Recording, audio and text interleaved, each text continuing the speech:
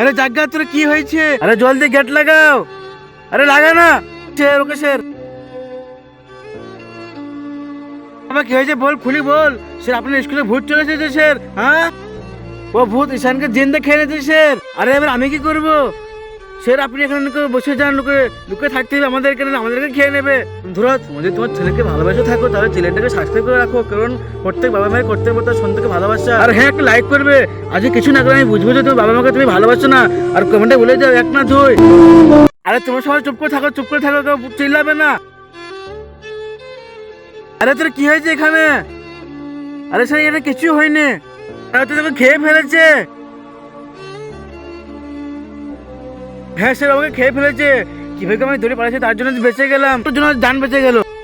Sir আমি শুনেছি যে খাই সেও বেড়ে যায়। আরে পাগল নাকি তুই? এটা হয় নাকি? আরে সে কিছু হবে না, ভয় করিস না। আরে ওর কি হয়েছে রে? আর কি হয়েছে রে?